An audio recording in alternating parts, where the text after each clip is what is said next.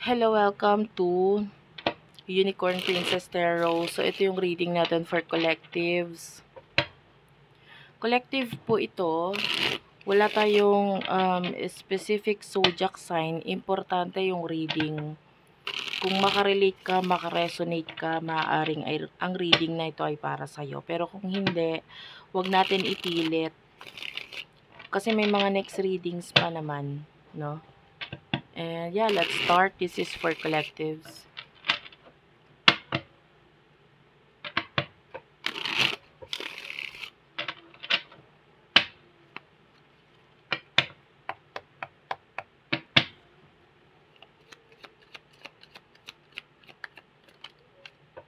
Collectives, you do have here the King of Coins.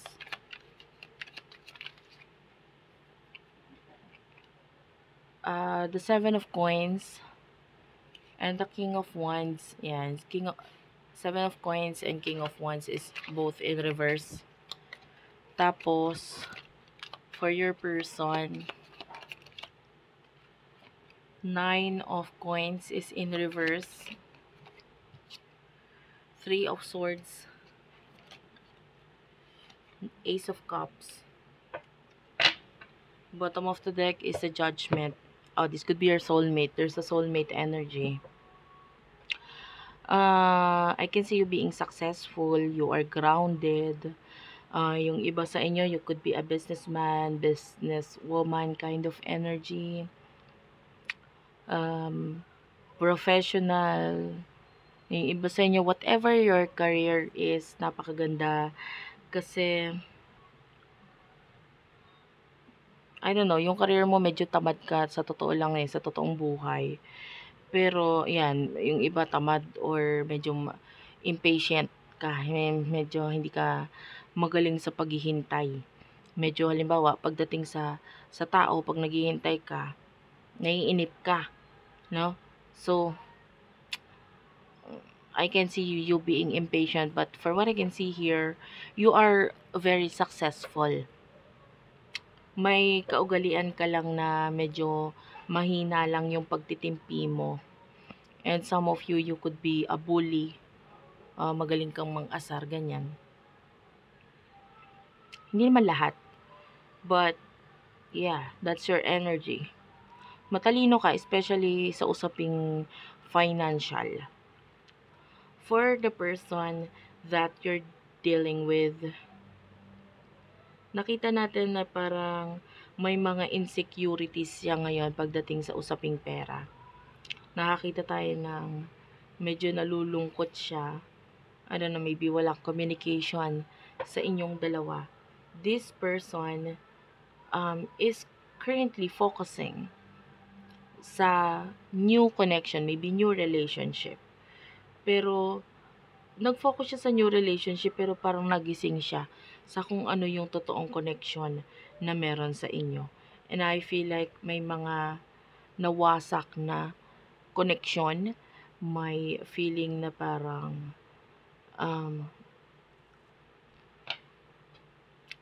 hindi nangyari, missed opportunity sa inyong dalawa nitong person na ito. And this is the person na nasi-share mo sa kanya in the past yung mga bagay na mga pinaniniwalaan mo. Okay? Whether may kinalaman sa career or what. So, I can see a communication sa inyo nitong person na ito in the past.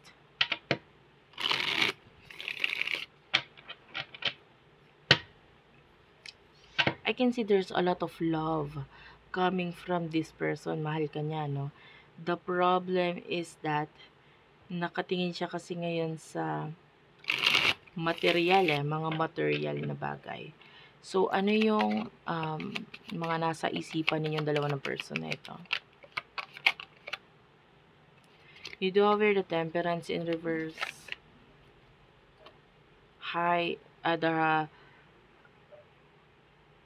The Hermit.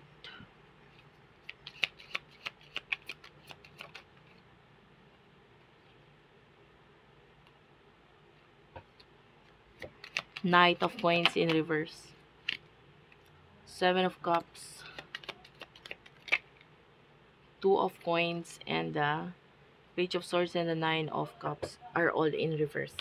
So, ang mga nasa isip ninyo sa nakikita natin ngayon is that parang naiba na yung pananaw mo eh. Hindi na katulad ng dati. I feel like for now, hindi ka na willing maghintay dito sa taong to. You are withdrawing sa connection na ito. Parang may pag-withdraw, pag-alis. No? Nandun yung pag-isolate mo, pag-iisip mo na, ay naku, ayoko na dito sa taong to. Nakalimutan or inaalisan mo na siya. Because with the Nine of Coins in reverse, I feel like nakakapagod na, nakakatamad na. Tsaka wala ka namang makita sa kanya. It's like this person is unpredictable. And then yung person na ito nasa isip niya is that ina-avoid niya or iniiwasan niya yung issues sa inyong dalawa.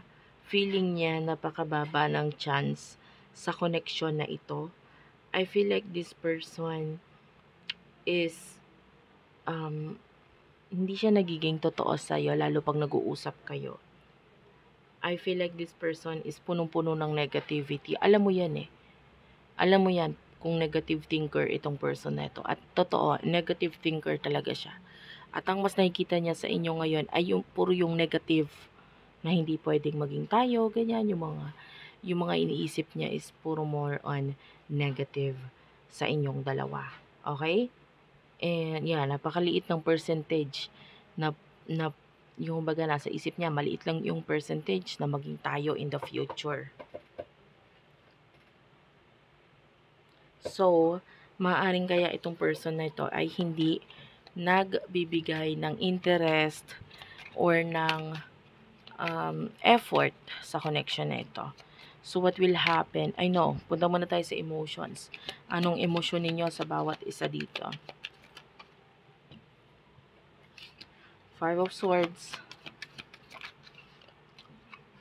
Wheel of Fortune in reverse. You do have here the Ace of Wands in reverse. Your person is the King of Swords. Emotions niya for you. Page of Cups. And the Tower. Bottom of the deck is the Four of Wands. Okay, I feel like there's pagkakapareho ng emotion dito. You are actually surrendering. Nagsusurrender ka na sa soulmate connection ninyo na person na ito. Because you feel like wala na eh. Diba? Parang ang hirap. I feel like may takot ka rin. Sa totoo lang sa ngayon, may takot ka sa pagbabago or sa mga new beginnings. Or hindi mo na rin alam kung ano yung mangyayari or gagawin mo just in case dumating itong person na ito. I feel like for now, mas nagpo-focus ka sa changes sa sarili mo, sa buhay mo, kaysa ang pag-change ng communication or connection ninyo. Ang person na ito is being very logical. Sabi ko nga sa'yo, utak niya yung kinoconsider niya kaysa sa emotion niya. There's a lot of love here, pero hinahanap niya rin yung sarili niya. I feel like, I can see a streamer by the way, so I don't know if you're a streamer or your person is a streamer. So, yun, nakakakita tayo dito ng pagtapos ng connection ninyo na person na ito. Kasi yung person mo, I can see the feeling of being childish sa kanya, very immature. Hindi niya kayang harapin yung kanyang emosyon. There's a lot of love, pero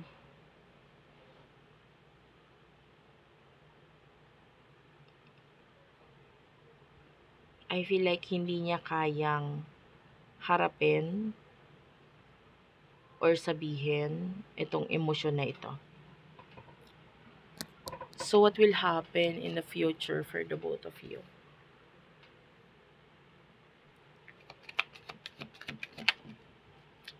Justice card is here. The Ten of Coins. Page of Coins. Person mo, Nine of Wands, the High Priest. The Magician, and the Fool is in reverse. Bottom of the deck is the Two of Cups in reverse. Actually, in the future, I can see you kulang yung pagkakaintindihan ninyo sa isa't isa because there's disconnection. I feel like unti-unting lumalayo ang loob ninyo dito sa connection nito, and I feel like you are both ending the battle. Ini-end nyo yung connection at communication dito in the near future. With the Justice card, I feel like you are focusing sa mga bagay na feeling mo deserve mo, which is with the Ten of Coins, there's a lot of money. Possible na may mga ma-receive ka, makuha ka, inheritance, ayan. Financial gain ang nakukuha natin sa'yo. And with the Page of Coins, I can see magandang pundasyon sa'yo if you're planning na mag-start ng business. I can see you na mag-i-evolve yung kagalingan mo pagdating sa bagay na ito. Nagtutuloy-tuloy yung mga blessings for you pagdating sa financial. For your person, I can see there's tradisyon dito sa person na ito na parang ito yung nagmamanipula sa kanya. In the future, mahirapan siyang maggawa ng actions with regards to love kasi medyo nagiging problema yung tradisyon or yung relihiyon niya. With the Fool in reverse, I feel like your person is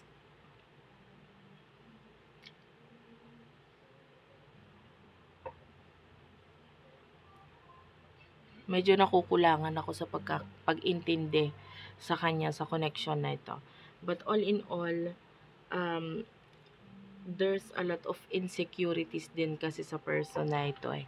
Kaya hindi ko nakikitang mag-a-action itong person na ito. Because pareho kayong naglalayuan sa connection na ito dahil mas tinatanggap ninyo na hindi na mag-work out pa ito. So, thank you for watching. I love you all and bye-bye.